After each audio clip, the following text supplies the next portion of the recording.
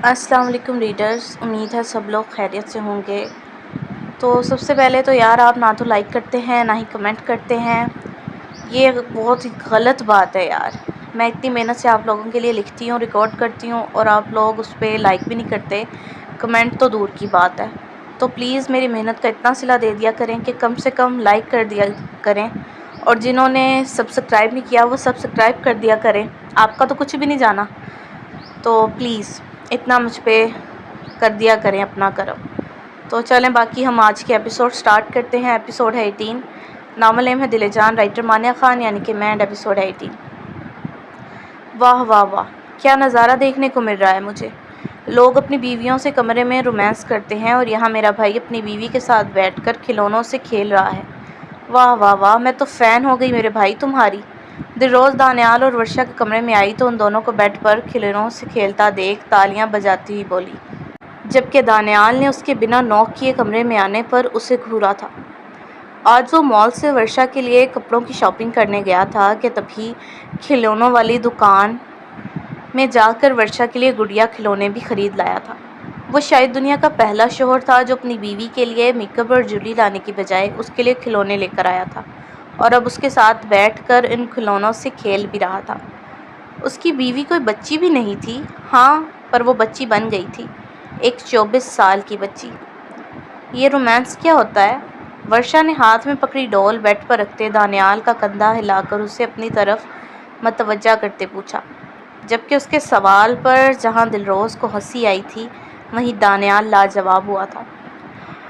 کچھ نہیں ہوتا میری جان، بس آپ کی دلروز آپی کا دماغ تھوڑا خراب ہے، اس لیے آلتو فالتو باتیں کرتی رہتی ہے۔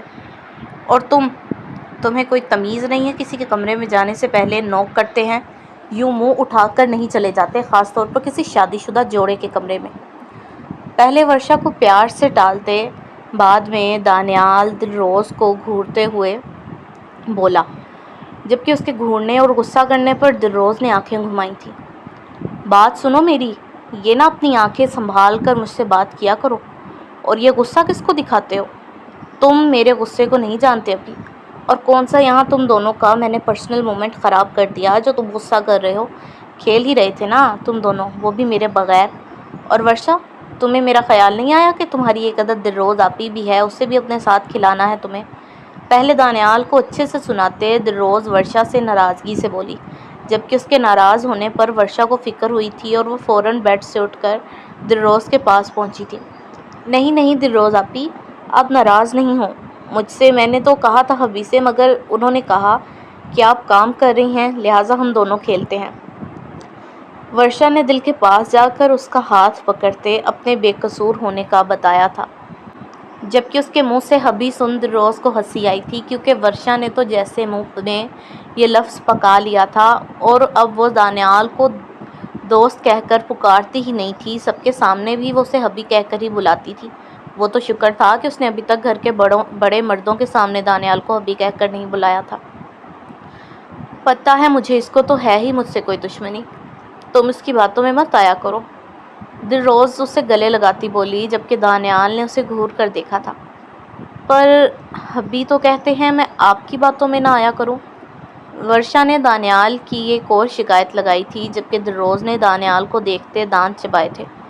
لگتا ہے تمہارے شوہر کو اپنی زندگی پیاری نہیں ہے، دلروز نے دانیال کو آنکھیں چھوٹی کیے دیکھتے ہوئے کہا۔ نہیں، کیا تم مجھے گھور رہی ہو اور مجھے دھمکیاں دے رہی ہو؟ پہلے تو مجھے یہ بتاؤ کہ تم مجھے اب آپ کہہ کر کیوں نہیں بلاتی، اور دانیال بھائی کیوں نہیں کہتی مجھے؟ دانیال بھی بیڈ سے کھڑا ہو کر لڑنے کے لیے میدان میں اترا تھا۔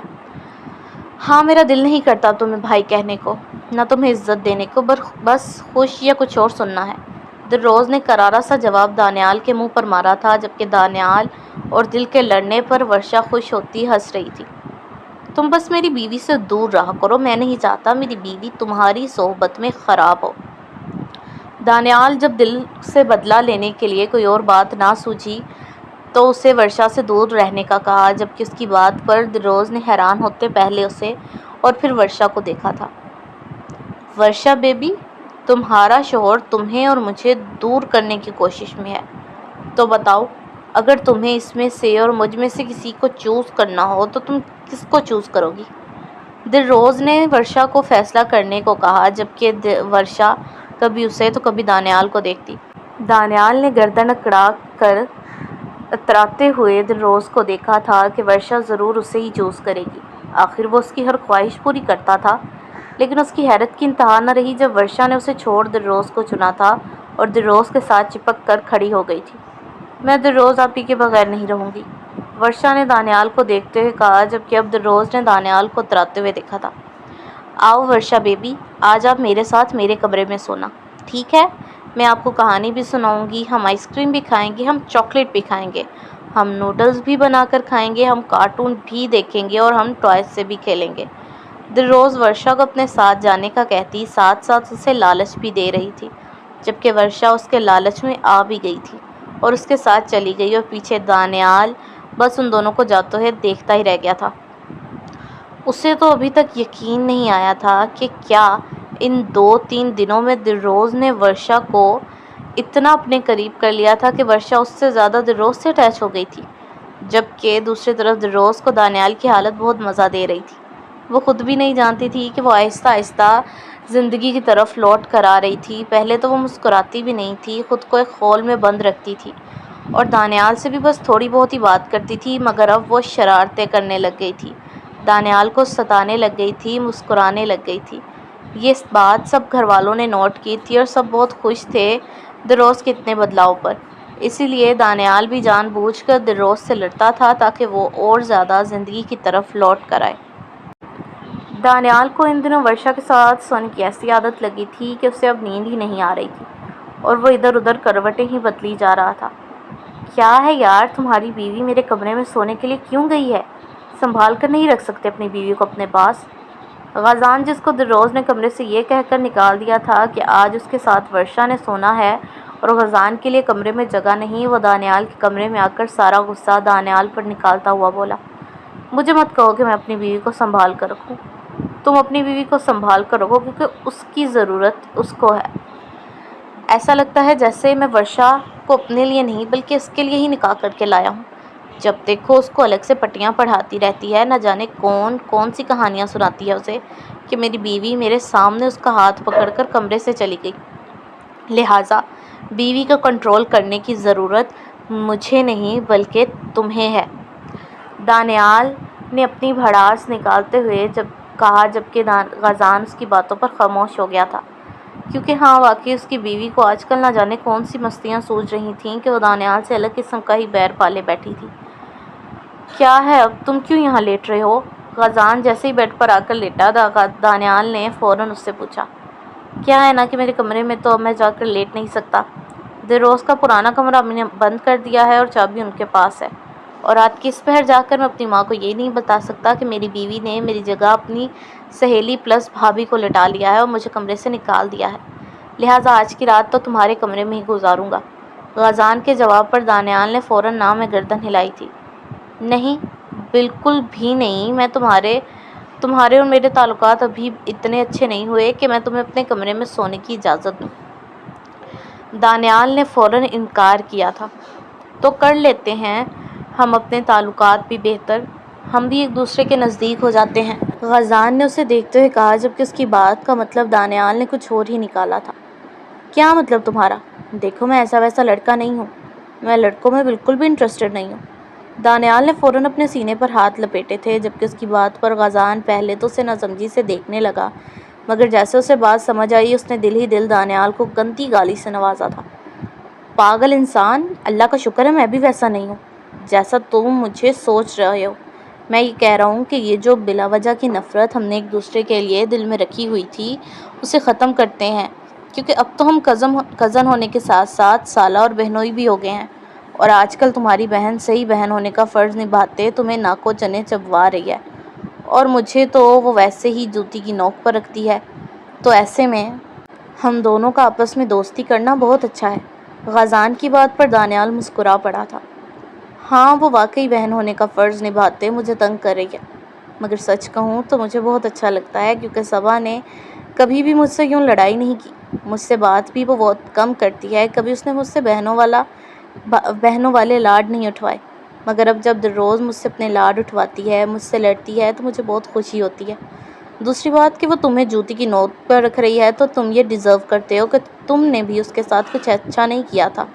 رہی بات ہم دونوں کی دوستی کی، تو ہاں، تم نے صحیح کہا، بلا وجہ کی نفرت اپنے اندر پالنے سے بہتر ہے ہم اسے ختم کریں۔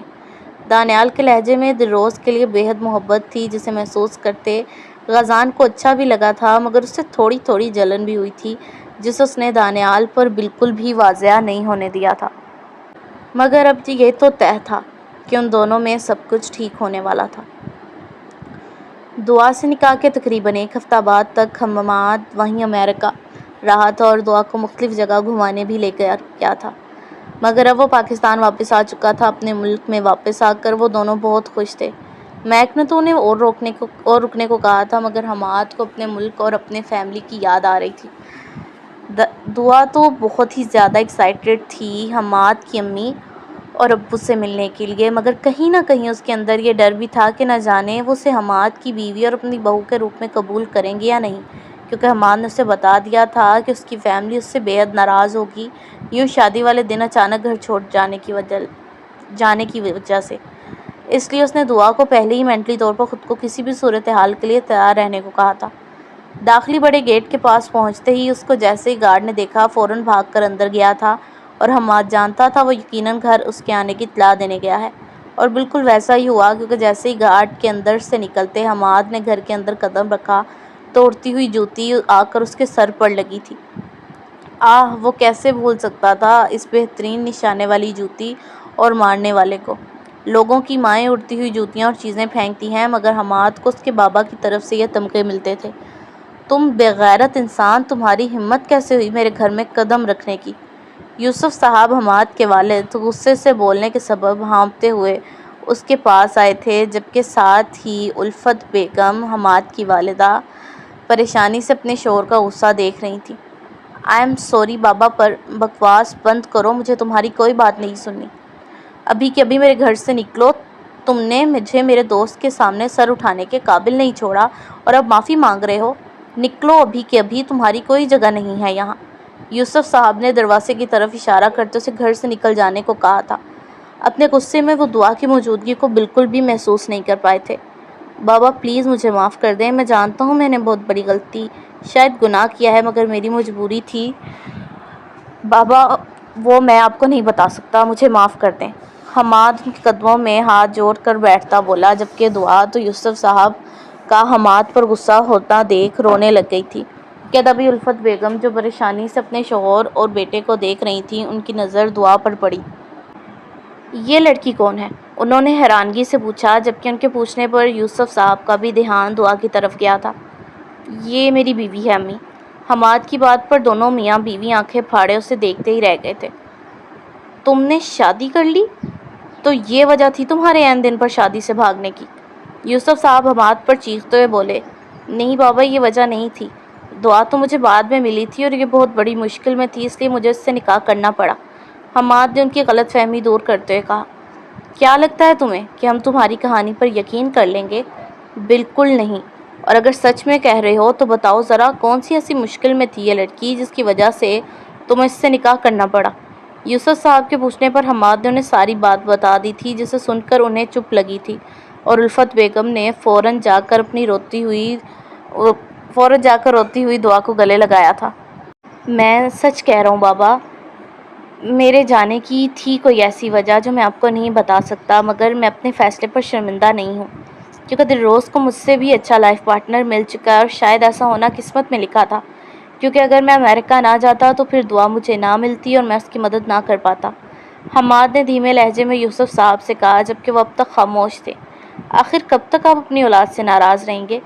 دیکھیں بچی بھی کتنا ڈر گئی ہے آپ کے غصہ کرنے پر۔ الفت بیگم یوں ہی دعا کو گلے لگائے ہوئے یوسف صاحب سے بولی، جس پر انہوں نے روتی ہوئی دعا کو دیکھا تھا۔ ٹھیک ہے، میں تمہیں معاف کرتا ہوں، مگر صرف اس بچی کی خاطر۔ یوسف صاحب حماد سے بس اتنا کہتے دعا کے سر پر ہاتھ رکھتے وہاں سے چلے گئے تھے، جبکہ الفت بیگم بےحد خوش ہوئی تھی ان کی بات پر، وہیں دعا اور حماد کو تو ان کے مان جانے پر یقین ہی نہیں آیا تھا۔ مگر پھر حماد مسکرا کر کھڑا ہوا اور الفت بیگم کے پاس پہنچ انہیں دعا سمیت ہی گلے لگا چکا تھا۔